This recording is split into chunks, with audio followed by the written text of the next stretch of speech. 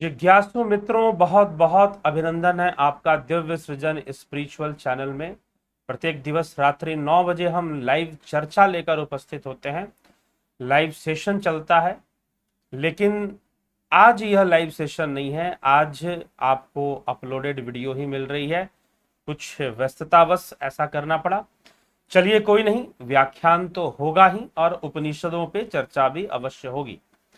तो जिज्ञासुओं, जैसा कि आपको विदित है कि कल हमने ब्रह्म में सारे भोग हैं इस विषय पर चर्चा किया कि कैसे ब्रह्म को प्राप्त करने वाले योगी संपूर्ण कामनाओं को पूर्ण कर देते हैं। वो पूर्ण काम हो जाते हैं, संपूर्ण भोगों का अनुभव उन्हें हो जाता है और उनकी कोई कामना शेष नहीं रह जाती है।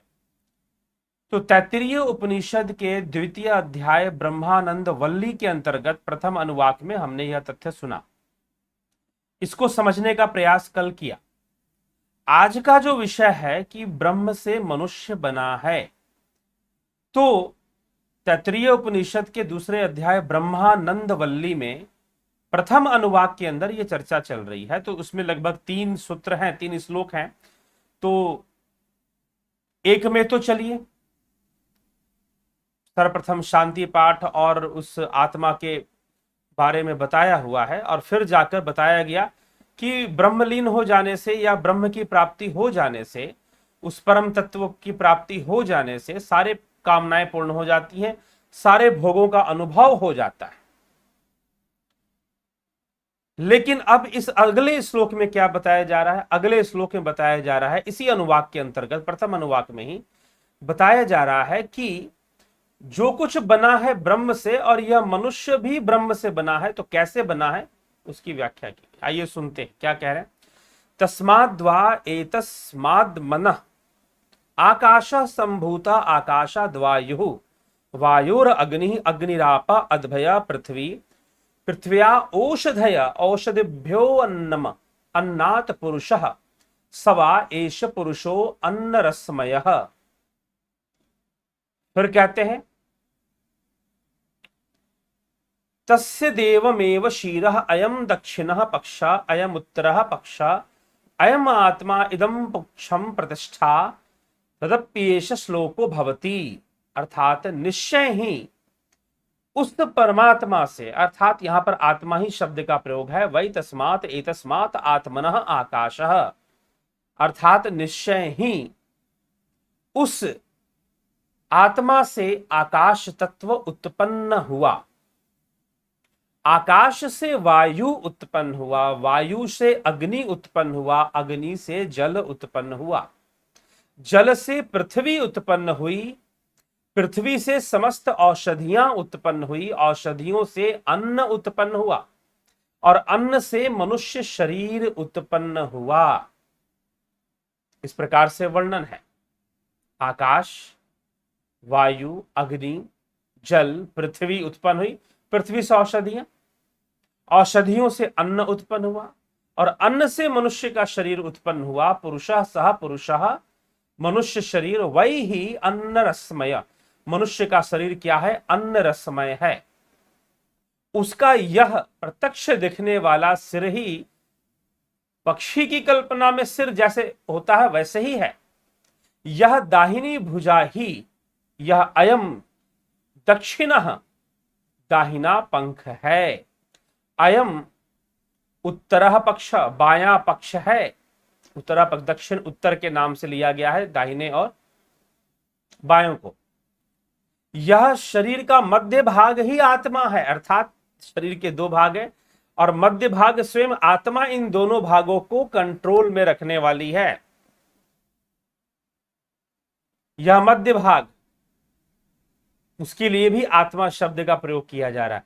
ये जो हमारी पूरी की पूरी जो चक्र हैं, ठीक, चक्र व्यवस्था, जो कुंडलिनी जागरण जो होती है ना, चक्र है हमारे मूलाधार से लेकर सहस्त्रार तक। हाँ, मूलाधार, स्वादिष्ठान, मणिपुर, अनाहत, विशुद्धि, आज्ञा, ब्रह्मरंध्र, सहस्त्रार तक जो ये जो चक्र है सारे, तो ये चक्र जो है आप देखिए बीच में है ना, ये दोनों तरफ शरीर के बीच में है। तो चेतना का जो नियंत्रण है यहां बीच में रहता है, यहां मैं स्वयं को स्थापित कर कर चक्रों के माध्यम से, चक्र ऊर्जा केंद्र हैं, उनके माध्यम से पूरे शरीर पर नियंत्रण बनाकर रखा जाता है जीव के द्वारा।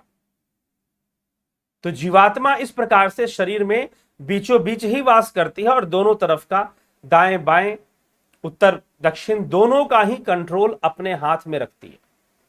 तो ये मनुष्य शरीर कैसे बना है यह बताया जा रहा है कि वास्तव में सर्वप्रथम ऐसे ही ब्रह्म से यह आकाश ही उत्पन्न हुआ और आकाश तत्व से वायु तत्व बन गया, वायु तत्व से अग्नि तत्व बन गया, अग्नि से जल बन गया, जल से पृथ्वी, पृथ्वी से औषधियां, औषधियों से अन्न, औषधियों से अन्न बन गया और अन्न से फिर शरीर बन गया। और इस शरीर के दो भाग और इन दो भागों के बीच में जीवात्मा रहती है, वह नियंत्रण करती है, चक्रों के माध्यम से इन शरीर का कंट्रोल करके रखती है, शरीर पर नियंत्रण स्थापित करके रखती है। तो कुछ इस तरह की बात यहां पर बताई जा रही है कि मनुष्य ब्रह्म से बना है, ब्रह्म से मनुष्य बना। आज का विषय है हमारा ब्रह्म से मनुष्य बना। तो विशेष करके प्रथम अनुवाक ब्रह्मानंद वल्ली, तैत्तिरीय उपनिषद ब्रह्मानंद वल्ली के प्रथम अनुवाक पर हमने ये चर्चा की है। तो प्रथम अनुवाक में ही यह भी चर्चा जो कल हमने की थी कि ब्रह्म में सारे भोग हैं, ब्रह्म की प्राप्ति हो जाने से सारे भोगों की प्राप्ति हो जाती, कल ही हमने ये चर्चा की। तो उसी अनुवाक के अंदर यह तीसरा श्लोक है जिसमें यह बताया जा रहा है कि उस ब्रह्म से ही यह मनुष्य बना है। कैसे बना है उसकी एक श्रृंखला बताई गई।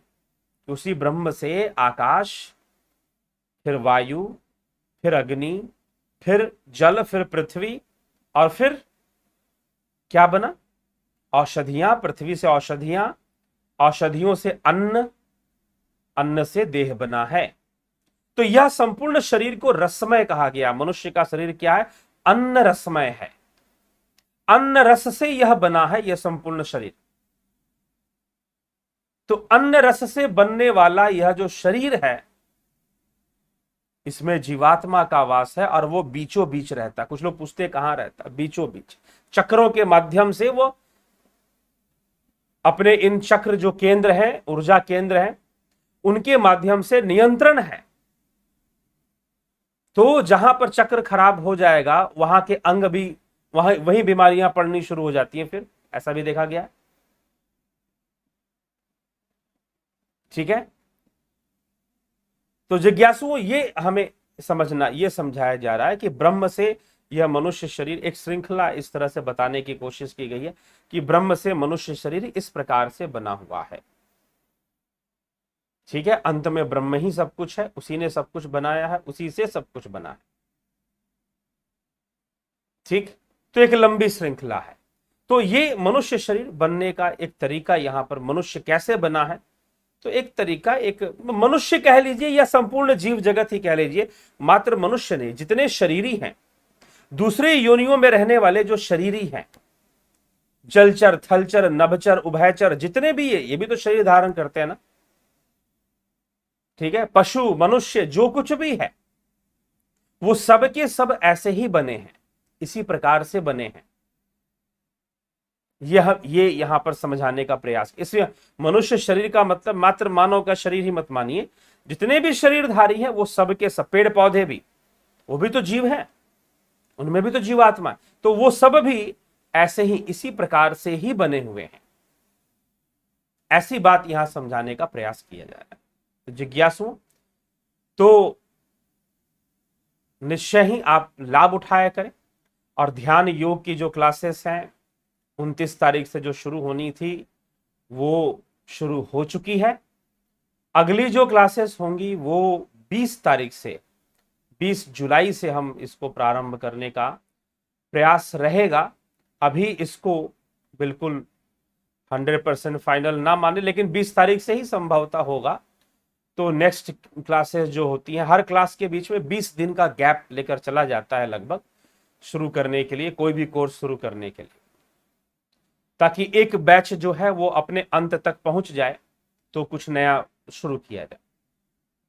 तो संभवतः 20 तारीख से उसकी डिटेल आपको आने वाले समय में मिल जाएगी। 29 तारीख से जो शुरू होना था वो शुरू हो चुका है। ठीक है, तो अब आगे जिसको ज्वाइन करना है वो अगले आने वाले सेशन में, अगले आने वाले कोर्स को ही वो ज्वाइन करेंगे।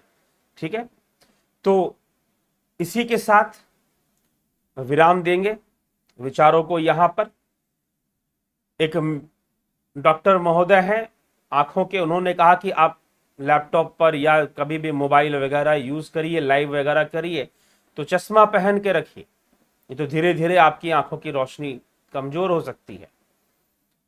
तो इस प्रकार से यद्यपि मैंने उनको कई चीजें बताई, लेकिन उन्होंने कहा कि नहीं, आप, मेरा सलाह यही है कि थोड़ी सी कमी आ रही है, तो इसीलिए आज मैंने ये चश्मा पहना। वैसे मैं स्वयं अभ्यस्त नहीं हूं ये चश्मा पहनने का, अभ्यास नहीं, मुझे कभी आज तक पहना नहीं, जरूरत नहीं पड़ी, लेकिन आजकल चलिए, एक समय है, एक माहौल है, और काफी समय ऐसे चीजों पर, जब आप, खासकर कोरोना ने तो बहुत ज्यादा लोगों को लैपटॉप और मोबाइल से और ज्यादा बांध दिया पढ़ाई लिखाई के लिए। अब तक तो चलो लोग मनोरंजन या छोटे मोटे काम, लाइव सेशन वगैरह चलते थे, अब जो है बहुत सारी चीजें अब तो ऑनलाइन चल रही हैं। ठीक है, माहौल बदलेगा, फिर से माहौल बदलेगा, और फिर से जो ये क्लासेस हैं लाइव तो चलेंगी ही चलेंगी। अब लोग भी क्या करें, अब वो भी लाइव लाभ उठाने की आदत उनको पड़ गई है।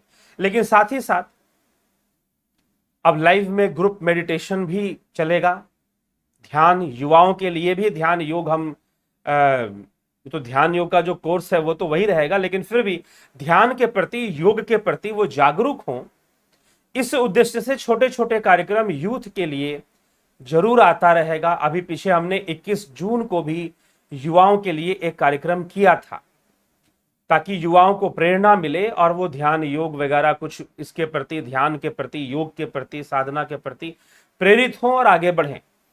तो आगे भी निश्चय ही जल्द ही फिर से हम युवाओं के लिए, जिनकी उम्र 18 से 30 वर्ष की है, तो लगभग उसी एज ग्रुप के लोगों के लिए फिर से हम एक कार्यक्रम लेकर आएंगे, सामूहिक ध्यान योग का ध्यान हेतु कैसे सिंपल वे में अगर वो ध्यान शुरू करना चाहते हैं तो कैसे शुरू कर सकते हैं, क्योंकि ऐसे लोग, ज्यादातर इस एज ग्रुप के लोग या तो कैरियर बनाने में लगे हैं, पढ़ाई लिखाई में लगे हैं, और मान लीजिए कि कैरियर उनका बन भी गया है, कहीं नौकरी हो गई तो स्ट्रगल रहता है, संघर्ष बना रहता है। ऐसे तो जीवन में संघर्ष हमेशा ही बना रहता है, लेकिन इस उम्र में मानसिक रूप से भी संघर्ष बना रहता है, शारीरिक रूप से भी बना रहता है।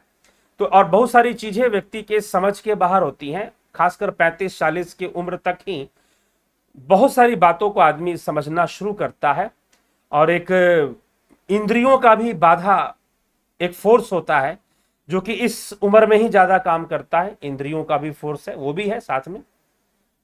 तो निश्चय ही ऐसे जो युवा हैं, टीनेजर्स हैं, चलो टीनेजर्स के लिए तो अभी कोई प्रोग्राम हम लेकर नहीं आए हैं, लेकिन भविष्य में जरूर लाने की कोशिश करेंगे। लेकिन 18 से लेकर 30 साल के उम्र तक के जो युवा हैं, अभी फिर से उनके लिए एक कोर्स नहीं, एक प्रोग्राम हम लेकर आएंगे, निःशुल्क ही उसे रखा जाएगा। वो प्रोग्राम होगा एक या 2 दिन का ज्यादा से ज्यादा, तो इस तरह से वो होगा, लेकिन उसमें प्रेरणाएं रिपीट, उसमें ऐसा कोई बंधन नहीं कि एक बार जो ज्वाइन किया दोबारा नहीं करेगा, बार बार ज्वाइन कर सकते हैं, निःशुल्क है वो। ठीक है, लेकिन युवाओं पर फोकस होगा, यूथ पर फोकस होगा, stress, personality development, relationship, time management, emotion management, feelings management. तो ये सब मैनेजमेंट क्या है, ये तो मतलब कि कैसे हम अपने इमोशंस, फीलिंग्स को अपने कंट्रोल में रखें और उससे हम सही जगह लगा सके, एनर्जी को सही जगह लगा सके, सकारात्मक रूप से अपनी एनर्जी को यूज कर सके। इन सब चीजों पर हम प्रोग्राम लेकर युवाओं के लिए जल्द ही आने वाले हैं। तो निश्चय ही आपके अपने घर के जो यूथ हैं, जो युवा हैं, उन्हें जरूर प्रेरणा दें कि वो अटेंड करें और इसका लाभ उठाएं। ठीक है, तो रही बात ध्यान योग की, तो वो तो जो कोर्स है वो चल रहा है और आगे आप इसको ज्वाइन कर सकते हैं। जो ज्वाइन कर चुके हैं वो इसका लाभ निश्चय ही उठा रहे हैं। तो बहुत बहुत आभार आप सभी का। जिज्ञासुओं, जुड़े रहें, बने रहें। आज मैं लाइव नहीं हूं, रिकॉर्डेड अपलोडेड वीडियो है ये, तो आपके कमेंट्स मैं लाइव में पढ़ भी नहीं सकता हूं कि आपने क्या कमेंट किए हैं क्या नहीं किए। कोई बात नहीं, फिर से लाइव होंगे। व्यस्ततावश जब पहले से मुझे पता चल जाता है कि फलाने डेट को व्यस्त रहना पड़ेगा काफी, तो फिर ये पहले प्री रिकॉर्डेड वीडियो अपलोड कर दिया जाता है। ठीक है, तो कोई बात नहीं, अवश्य जो है नहीं तो कई बार जिस अवस्था में भी है जहां भी है वहीं से थोड़ा बहुत लाइव करने का कोशिश करते हैं, और अधिक व्यस्तता होती है तो फिर यह विकल्प ही ज्यादा बेहतर होता है। तो कल फिर हम तैत्तिरीय उपनिषद के बढ़ते हुए क्रम में और लाइव सेशन लेकर फिर से उपस्थित होंगे। चर्चा आगे बढ़ेगी जरूर जरूर, और लाभान्वित होंगे। तो निश्चय ही अगर आप इस चैनल के वीडियोस, व्याख्यान और जो भी इसका मैटर है, जो भी विषय वस्तु है, अगर आपको वह गुणवत्तापूर्ण लगती है तो निश्चय ही शेयर किया करें, सब्सक्राइब किया करें। इस चैनल को आगे बढ़ाने में, सत्य के प्रचार में, सनातन धर्म के प्रचार में अवश्य ही आप एक सहयोग देते हैं जब आप शेयर करते हैं, सब्सक्राइब करते हैं, लोगों तक इस चैनल के वीडियोस को पहुंचाते हैं। तो जिज्ञासु इसी के साथ आज यहां पर विश्राम देंगे और कल फिर 9 बजे हम मिलेंगे। बहुत बहुत आभार आप सभी का। जुड़े रहें, बने रहें।